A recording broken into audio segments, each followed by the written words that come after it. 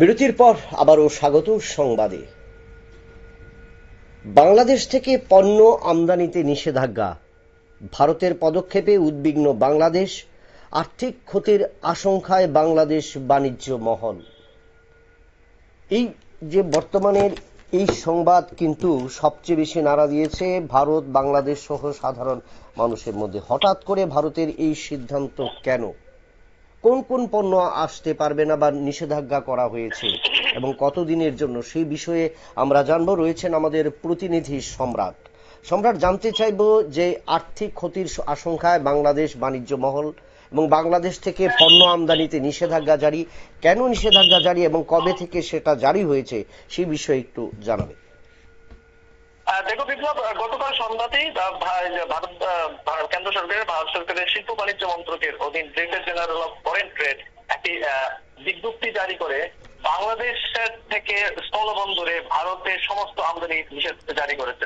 দুঃখিত, সমস্ত না, 7 ধরনের পণ্যে আমদানি নিষেধাজ্ঞা জারি করা হয়েছে এবং এই নিষেধাজ্ঞা জারির পর কিন্তু গোটা বাংলাদেশ, বিশেষ করে বাণিজ্য মহলে কিন্তু এক বিশাল দুশ্চিন্তা দেখা দিয়েছে। কারণ ভারতের সঙ্গে স্থলবন্দরে বাংলাদেশের যে বাণিজ্য রয়েছে তার পরিমাণ কিন্তু অনেক, এবং 7 ধরনের যে দ্রব্য নিষেধাজ্ঞা জারি করা হয়েছে তাতে কিন্তু বেশিরভাগ রপ্তানি করা দ্রব্যই কিন্তু আটকা পড়বে বাংলাদেশের তরফে। দেখা গেছে যে গত 22-23 অর্থ বছরে বাংলাদেশ থেকে ভারতের যে রপ্তানি করা হয় তার যে আর্থিক পরিমাণ তা হচ্ছে 17,659 কোটি টাকা রপ্তানি করা হয়। 2023-24 অর্থ বছরে কিন্তু এই যে রপ্তানির পরিমাণ ছিল বাংলাদেশ থেকে, যেটা ভারতে আমদানি করা হয়, তার পরিমাণ ছিল 17,425 কোটি টাকা, প্রায় এক। এবং চলতি অর্থ বছরে এই যে 6 মাস, প্রায় চলতি অর্থ বছরের যে প্রথম 6 মাস চলে যাচ্ছে, সেই 6 মাসে কিন্তু রপ্তানি হয়েছে প্রায় 11,577 কোটি টাকার মতো পণ্য রপ্তানি হয়েছে। তো টাকার অঙ্কেই বোঝা যাচ্ছে যে রপ্তানির পরিমাণ বা কি পরিমাণ দ্রব্য বাংলাদেশ থেকে ভারতের বিভিন্ন সীমান্ত দিয়ে এই রপ্তানি হয়ে দেশে আসে। শুধু ভারতেই নেই, বাংলাদেশে এবং পৃথিবীর অন্যান্য দেশেও কিন্তু এই রপ্তানি হতো। এর মধ্যে যে উল্লেখযোগ্য রয়েছে সে হচ্ছে পোশাক। বাংলাদেশের পোশাক শিল্প সম্পর্কে সবাই যে ওয়াকিবহাল, যথেষ্ট উন্নত পোশাক শিল্প। সেই পোশাক শিল্পের কিন্তু 93% পোশাক কিন্তু এইভাবে এই যে স্থলবন্দর, সেই স্থলবন্দর দিয়ে কিন্তু বিভিন্ন দেশে, ভারত সহ বিভিন্ন দেশে কিন্তু জারি করা হতো। এর 1 মাস আগে কিন্তু গত 1 মাস আগে কিন্তু বাংলাদেশের যে রাজস্ব বোর্ড বাংলাদেশ থেকে ভারত থেকে বাংলাদেশে সুতো আমদানিতে একটা নিষেধাজ্ঞা জারি করেছিল। তারপরে কিন্তু দেখা যায় যে প্রথম যে আমদানি রপ্তানি করিডোর রয়েছে সেই করিডোর বন্ধ করে দেওয়া হয়েছিল। তারপর এই নতুন নিষেধাজ্ঞা, গতকালকে এই নিষেধাজ্ঞার পর কিন্তু বাংলাদেশের যে বাণিজ্য মহল কিন্তু যথেষ্ট দুশ্চিন্তায় রয়েছে। কারণ তাতে বাংলাদেশের শুধুমাত্র বড় শিল্পই নয়, মাঝারি শিল্পগুলি কিন্তু মার খাওয়ার একটা সম্ভাবনা দেখা দিয়েছে।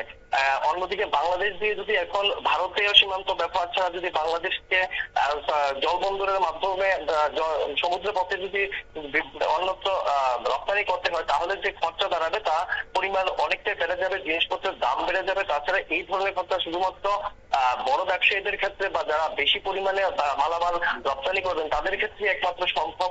ছোট ক্ষুদ্র শিল্প যেগুলি রয়েছে বাংলাদেশে তা কিন্তু মার খাওয়ার সম্ভাবনা কিন্তু বেশি।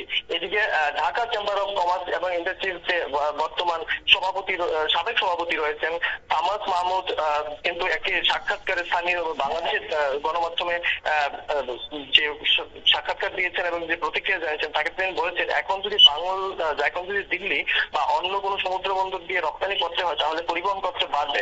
কারণটা হলো স্থলবন্দর দিয়ে বাংলাদেশ থেকে দূরত্ব কম, যে কোনো ছোট আকারের ধরনের এক ট্রাক পণ্য পাঠানো যায়, কিন্তু সমুদ্র পথে তা সম্ভব না, খরচা বেড়ে যাবে।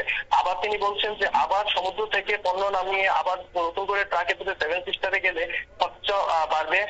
এই দামে পণ্য বিক্রি কতটা বাড়বে এখন পাঠানোর পর বোঝা যাবে।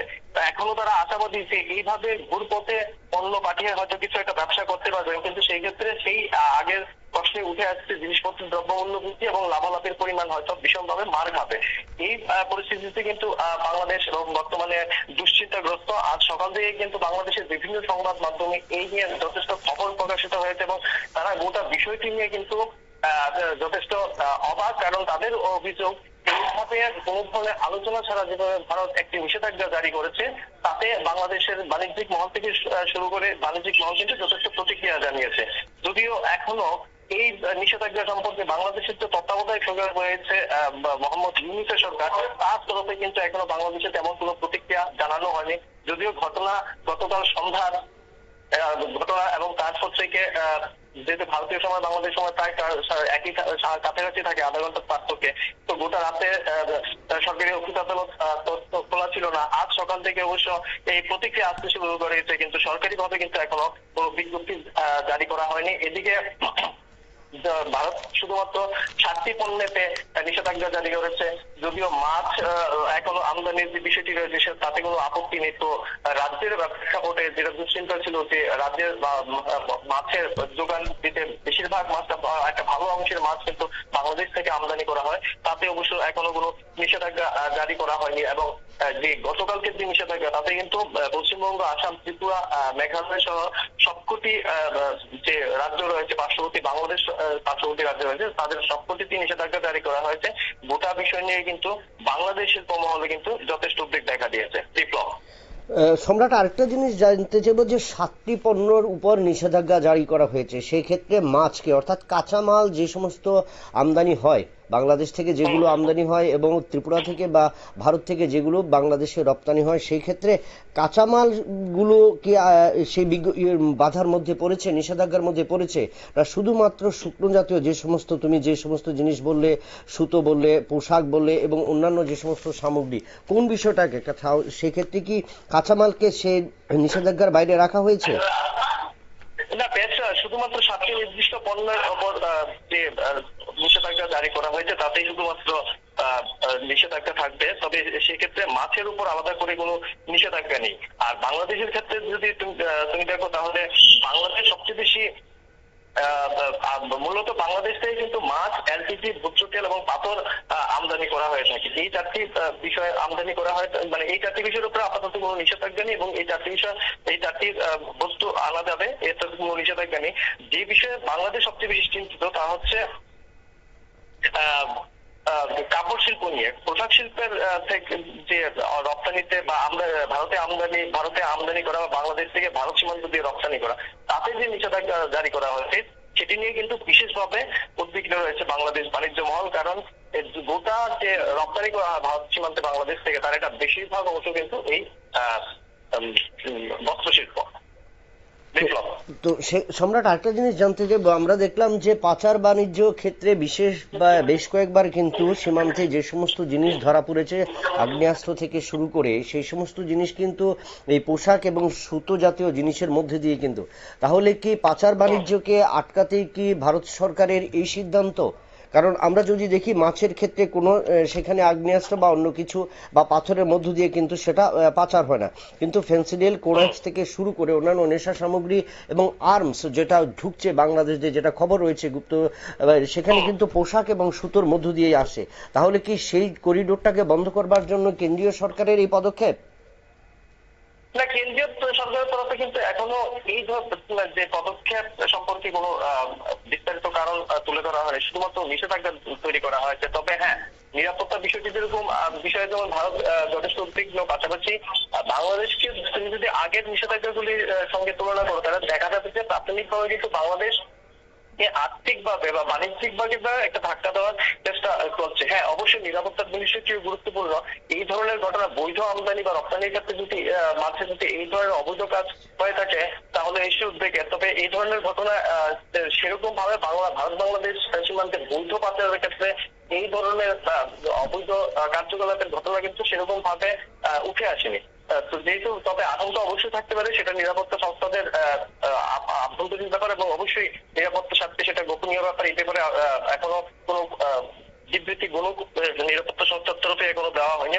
বিএসএফ বা যে কাস্টমস রয়েছে, আবগারি দপ্তর, তাদের তরফে এই ধরনের কোনো আশঙ্কার কথা কিন্তু ব্যক্ত করা হয়নি। তবে অবশ্যই বিষয়টিতে যে বাণিজ্যিক ধাক্কা সবচেয়ে বেশি গুরুত্বপূর্ণ, সেটা কিন্তু এখন যে নিষেধাজ্ঞা রয়েছে তার যে বয়ানের ধরন এবং বাংলাদেশ বাণিজ্যিক মহলের যে উদ্বেগ তা থেকে কিন্তু স্পষ্ট। বিপ্লব, ধন্যবাদ সম্রাট। বাংলাদেশ থেকে পণ্য আমদানিতে নিষেধাজ্ঞা সরকারের। এবং এর ফলে কিন্তু উদ্বিগ্ন রয়েছে দুদেশের মানুষ।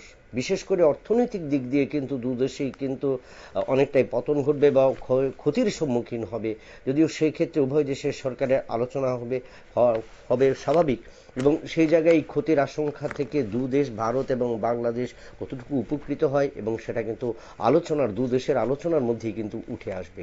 নিয়ে নিচ্ছি আবারও একটা ছোট্ট বিজ্ঞাপন বিরতির, সঙ্গে থাকুন।